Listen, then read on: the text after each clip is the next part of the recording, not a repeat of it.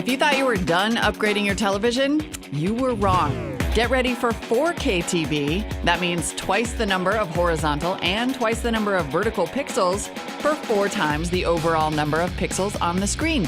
The result? Better picture, better clarity, and better detail. At Sony Pictures Studios here in LA, they are ready for and possibly even launching the 4K revolution. They're designing new cameras, shooting all new content, and remastering that big library of movies and TV. So let's talk about 4K specifically. What does that mean for consumers? What we're doing with Ultra High Def is expanding the range of colors that we can actually put on the screen. We're expanding the range of contrasts so that the brightest bright, the highlights that reflect off of something can really be truly as much higher than the things around them as they would be in real life. And it creates a greater sense of immersion, more realism in looking at the picture. To make that realism and immersion possible, Sony has built some new cameras that can shoot 4K and even 8K native content. 8K blasts all the way to 7680 by 4320 pixel resolution.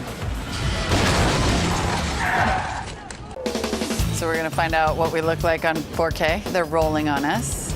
And then what are some of the things that you can do with a digital image that comes out of a camera like this? Well, one of the things we've done with this is when you decode the picture, you can decode it as a 4K picture, or you can decode it as 6K or 8K. And what that means you can do is that you can reposition within the picture. You can zoom in, you can blow up parts of the picture, and still have a full 4K image.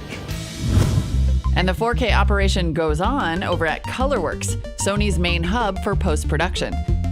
Specialists work on scanning and color correcting 4K content and remastering older shows and movies into 4K. Today, they're restoring Lawrence of Arabia into 4K frame by frame.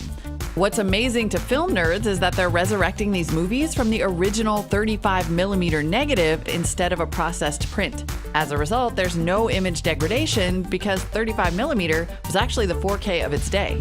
Here's the before image of Lawrence of Arabia, and for after, we got a chance to visit Sony's viewing space. The difference won't be visible to you, but trust me, it's major. So if you can press in to see the detail, you'll see that there's a great deal more detail in the horses. You can see that the image holds up even when you blow it up and double it. So you could just zoom and zoom? So, I mean, even to the naked eye, and even standing off frame, off axis, like you said, I mean, you can see the difference is phenomenal. The 4K TV story is even more than just the pixels. New 4K TVs can also display more colors than existing HD TV sets. All that translates into a new specification called Ultra High Definition, or Ultra HD. It also means ultra high prices, at least for now. Prices are coming down, but expect to pay between $5,000 all the way up to $40,000 for a 4K TV. So what is the future of 4K? Consumers are just starting to learn about it. You guys are way ahead of the game.